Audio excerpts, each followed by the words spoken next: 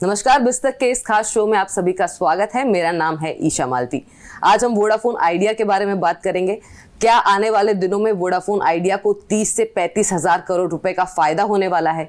क्या इसी खबर के बूते आज शेयर बाजार में कंपनी का शेयर जो है 6% से ज्यादा चढ़ गया है? आखिर क्या है पूरा मामला, इस वीडियो में हम समझेंगे। इस पूरी खबर की जानकारी देने के लिए हमारे साथ मौजूद है प्रवीण सर। सर, आपका बहुत बहुत स्वागत है। सर, हमने अभी देखा कि सुप्रीम कोर्ट जो है वो वोडाफोन आइडिया की जो क्यूरेटिव पेटिशन है उसको सुनने के लिए राजी हो गई है। तो आखिर ये मामला क्या है, एक बार प्लीज दर्शकों को विस्तार से समझाइए। बिल्कुल, ये एक बड़ा मामला है, एक वोडाफोन आइडिया के लिए, उसके इन्वेस्टर्स के लिए और उसके यूजर्स के लिए भी एक तरह से कहें, और कंपनी के प्रमोटर मैनेजमेंट के लिए भी एक बड़ी खबर है और एक बड़ी राहत की खबर है। मामला थोड़ा कॉम्प्लेक्स है, लेकिन हम अपने दर्शकों को इसको आसान तरीके से इस पूरे मामले को समझाएंगे कि आखिर वोडाफोन आइडिया को किस तरह से 30 से 35 हजार करोड़ रुपए की राहत मिलने की उम्मीद पैदा हुई है। मामला सुप्रीम कोर्ट से जुड़ा हुआ है और यह मामला एजीआर का है। एजीआर यानी एडजस्टेड ग्रॉस रेवेन्यू, ऐसा रेवेन्यू जो जो टेलीकॉम कंपनियां हैं उनको जो कमाई होती है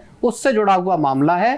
हुआ यह है कि 15 जुलाई को हरीश साल्वे वोडाफोन आइडिया की तरफ से सुप्रीम कोर्ट के सामने पेश हुए और उन्होंने अपनी एक क्यूरेटिव पिटीशन है उसकी अर्जेंट सुनवाई की मांग सीजीआई की अगुवाई वाली बेंच से की। सीजीआई जस्टिस डीवाई चंद्रचूड़ की बेंच से उन्होंने इसकी मांग की थी कि आप इसकी सुनवाई करें।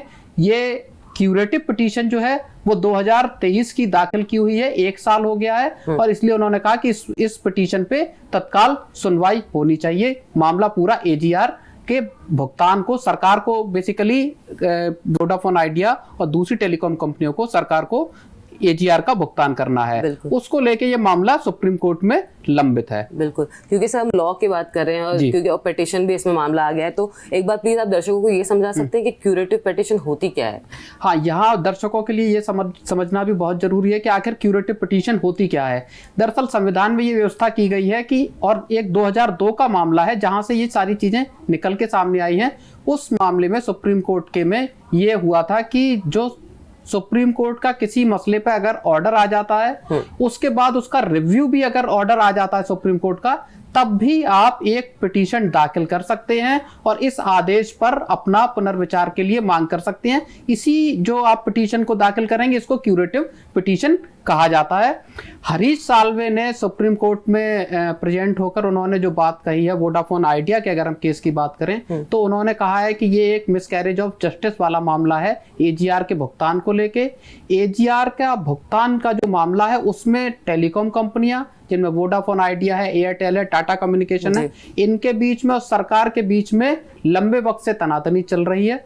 और उसमें उन्होंने कहा है कि हरीश साल्वे ने अर्जेंट हियरिंग की मांग इसलिए की क्योंकि उन्होंने कहा कि कंपनी के जो सपोर्ट कर रहे हैं, कंपनी में जो पैसा लगाना चाहते हैं, वो इस बात को जानना चाहते हैं कि आखिर एजीआर का कितना एग्जैक्ट अमाउंट ऐसा है जो कंपनी को सरकार को चुकाना पड़ सकता है। इसका क्लियर उनको आइडिया चाहिए। तो उन्होंने कहा कि आप एक बार हमारी पिटीशन सुन लें और उसके बाद जो फैसला होगा उसके आधार पर जो कंपनी को पैसा लगाना चाहते हैं उनके सामने ये तस्वीर साफ हो जाएगी। बिल्कुल, लेकिन सर यहाँ पे मसला ये भी तो है कि एजीआर जो टेलीकॉम कंपनियां जैसे चाह रही है वैसे कैलकुलेट नहीं की जा रही, ये भी एक बात है। तो ये एक बड़ा मसला है कि आप कह रहे थे कि कोर और नॉन कोर रेवेन्यू जो है उसको अलग करके जो है पूरा मामला ये है। तो एक बार ये समझाइए कि अगर एजीआर कैलकुलेट जो सरकार करना चाह रही है उससे अगर कंपनियों को कितना फायदा हो सकता है। हम बात एयरटेल की भी कर रहे हैं, हम बात वोडाफोन आइडिया की भी कर रहे हैं यहाँ पे। बिल्कुल, देखिए अगर हम एजीआर की बात करें तो एयरटेल पे लगभग 43 हजार करोड़ रुपए का एजीआर बकाया है जी।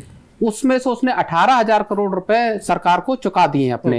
वोडाफोन आइडिया चूंकि कैश स्ट्रैप्ड है, कैश की किल्लत है, 2,03,000 करोड़ रुपए का वोडाफोन आइडिया पे टोटल कर्ज है, उसमें 70,000 करोड़ रुपए एजीआर का बकाया है। अब सिटी की एक रिपोर्ट आई है, ग्लोबल ब्रोकरेज हाउस सिटी की, उसने कहा है कि अगर ये पिटीशन के जो परिणाम है वो वोडाफोन आइडिया के पक्ष में आते हैं तो इससे कंपनी को 30 से 35 हजार करोड़ रुपए का फायदा हो सकता है। कंपनी की जो लायबिलिटी है एजीआर की वो इतनी कम हो सकती है। उसने शेयर को बाय रेटिंग दी है और बताया है कि शेयर वोडाफोन आइडिया का अब 23 रुपए तक जा सकता है। टारगेट प्राइस उसने 23 रुपए दिया है, जो कि 39% अभी के प्राइस से ज्यादा है। आज की अगर हम बात करें तो 6% चढ़ के 17 रुपए 66 पैसे पर शेयर हाई बनाया था अभी इसने। अब यहाँ समझने वाली बात यह है कि सरकार और टेलीकॉम ऑपरेटर्स के बीच में जो एजीआर का मामला है वो कब से चलता हुआ आ रहा है। तो सर हमको यहाँ पे पूरी टाइमलाइन भी समझाएंगे कि आखिर इसकी शुरुआत कब से हुई थी। Sir please. बिल्कुल, देखिए ये मामला अब का नहीं है, ये मामला 2005 का है। 2005 में सेलुलर ऑपरेटर्स एसोसिएशन ने टीडी सेट जो है टेलीकॉम का जो अपीलेट ट्राइब्यूनल है वहां पर एक याचिका दाखिल की थी और उसमें उन्होंने कहा था कि जो एडजस्टेड ग्रॉस रेवेन्यू है, एजीआर है, उसकी जो डेफिनेशन है डिपार्टमेंट ऑफ टेलीकम्युनिकेशन की यानी सरकार की, उसमें उनके जो परिभाषा और डीओटी की जो डेफिनेशन है उसमें फर्क है। उनको उसकी जो डीओटी की डेफिनेशन है एजीआर को लेके, उसको लेके ऐतराज है कि क्या नॉन कोर जो कमाई है टेलीकॉम ऑपरेटर्स की वो क्या उनके एजीआर में शामिल की जानी चाहिए या नहीं। टीडी सेट का जो फैसला आया उसके बाद ये मामला चला गया सुप्रीम कोर्ट में।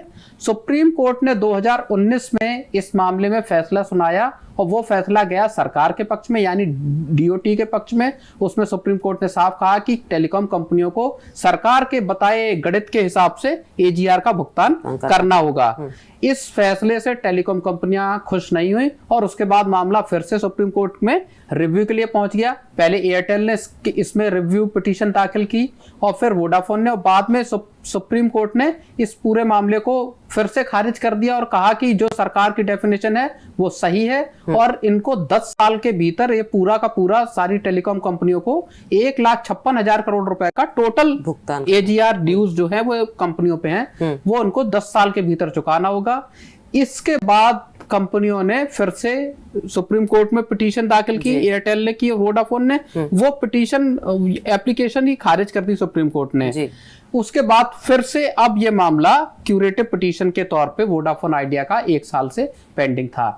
इसी मामले को लेकर हरीश साल्वे ने क्यूरेटिव पिटीशन डाली और उनको सुप्रीम कोर्ट की तरफ से मंजूरी भी मिल गई कि वो जल्द से जल्द इसकी सुनवाई करेंगे। अब देखना ये होगा कि आने वाले दिनों में वोडाफोन आइडिया को इससे क्या फायदा होता है, क्या आगे चल के इसके इन्वेस्टर्स को साथ ही साथ इसके कस्टमर्स को भी इससे फायदा मिलेगा या नहीं, ये भी देखने वाली बात होगी। अगर आपको हमारा ये वीडियो पसंद आया तो हमें कॉमेंट सेक्शन में जरूर बताइए और बिजली जगत की तमाम जानकारियों के लिए बिस्तक के साथ बने रहिए। बिस्तक आपके लिए लाया है प्रीमियम मेंबरशिप प्रोग्राम, जहां आपको मिलेंगे कई सारे फायदे, जिनमें मार्केट न्यूज़लेटर, लाइव चैट पर आपके सवालों के सबसे पहले जवाब, मार्केट आउटलुक, वीकेंड पर मार्केट स्कैन, एंकर्स के साथ चैट और भी बहुत कुछ। इस प्रीमियम सब्सक्रिप्शन में 3 तरह के प्लान्स हैं, सिल्वर, गोल्ड और प्लैटिनम, जिनकी शुरुआत मात्र 159 रुपए महीने से होती है। इससे जुड़ना भी बेहद आसान है। बिस्तक के YouTube चैनल पर जाएं, ज्वाइन बटन पर क्लिक करें और अपना प्लान सिलेक्ट करें। बस बन गए आप हमारे प्रीमियम मेंबर।